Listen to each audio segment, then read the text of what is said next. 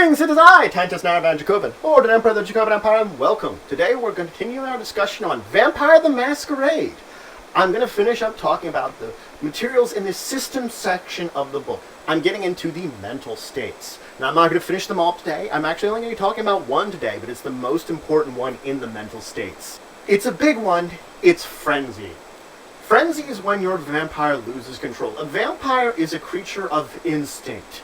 It is a killing machine, a beast of pure rage, a top predator, something that hunts everything else. It is up to you as a vampire in modern society to keep this beast, this animal, caged up inside and keep it under control. When you would lose control, frenzy happens. Now, what causes frenzy? There's a couple of different things, but it's always going to be at the behest of your storyteller. Your storyteller will determine when frenzy is appropriate. It could be something very mild causes it. It could be something that would irk your character or provoke it over a little thing. Frenzy can be caused mainly by hunger and by rage. If by hunger, if you have 3 or less blood points in your blood pool, you're hungry. You want some blood. You might have to worry about frenzy if you're exposed to a massive amount of blood, either if you can see it or you can smell it. On the other hand, anger, if something should continue to provoke you or get you to this point in time where you lose control of yourself, you go into a vampiric rage, you berserk, you frenzy. Now again, it's all up to your storyteller when and how many times you might have to worry about frenzying. It's probably going to depend on the circumstances of your game. If your game is very combat heavy, if you're having lots of fights, you're probably not going to have to worry about as many frenzy checks. You're going to be getting into situations where you're going to be fighting anyway. On the other hand, if your game is based around having this high conscious, that, doing the right things sort of characters, frenzy might be something you might have to worry about a lot, because you're going to have to keep that in check to keep the game and the flow of it going, that this frenzying will be the test, more or less. Now, if you should be told that you have to make a check against frenzying, it's optional whether you roll or not. You're allowed to just choose to frenzy. If you resist, it's a self-control check. You have to roll your self-control. The difficulty is going to depend on what's causing it. It can be chosen by the storyteller. There is a chart in the book here that will give you a lot of example difficulties for different things that might be causing you to frenzy. Once you're making that check and resisting frenzying, it is actually an extended test, meaning you have to get 5 successes to prevent yourself from frenzying. If you get a success on your turn, you prevent yourself from frenzying for 1 turn. So, as long as you keep making successes on your turn, and you haven't made that 5 to prevent the frenzy completely, you can hold it off, but it's still, you're seething inside.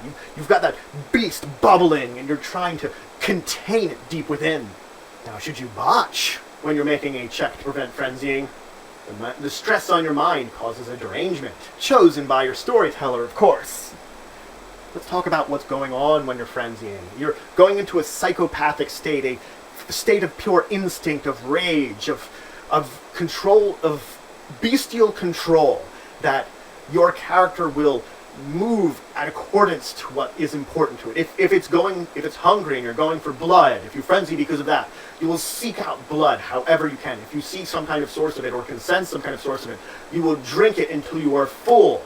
If there's no blood around that you can feast upon, you will seek it out as quickly and efficiently as you can. And should you meet a human, someone that is filled with plenty of blood, you would not be against drinking them dry.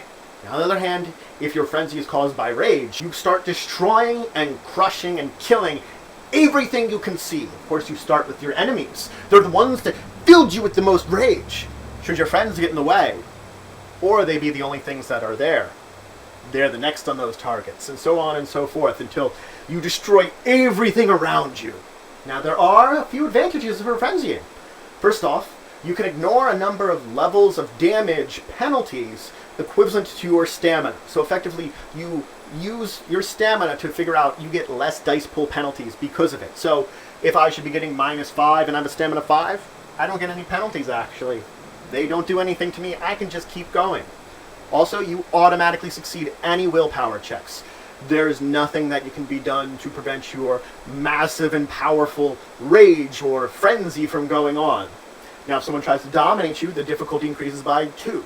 You also don't have to worry about rote check. or the fear of sun and fire. I will explain that in the next episode. That's the first one I'm going to go over there, but you don't have to worry about that. Now on your turn, you are allowed to spend 1 willpower point to control 1 action for 1 turn of your frenzy. You basically get just enough little control to direct yourself in a more positive manner. What results of this sort of direction maybe gets you to the point in time where you can get more control and might be able to control more actions. Maybe it doesn't. It's effectively you're sort of pushing yourself in a direction that you hope is better for you. Now, you never can stop a frenzy with willpower alone. Spending willpower only gives you that momentary control. It will never stop the frenzy.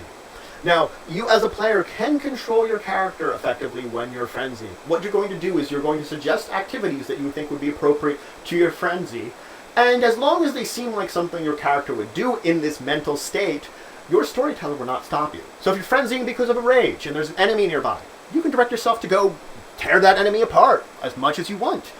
Granted, as soon as they're dead, you're probably going to attack a friend, and you should say that to your storyteller. Maybe there's an innocent bystander nearby that you could also maul to death horribly and tear limb from limb.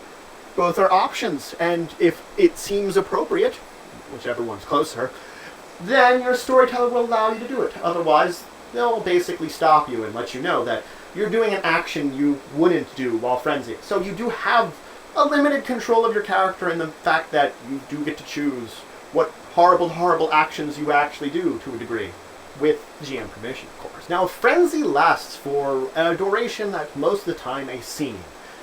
Whenever the scene's happening, the frenzy will eventually end, and as things calm down, so do you.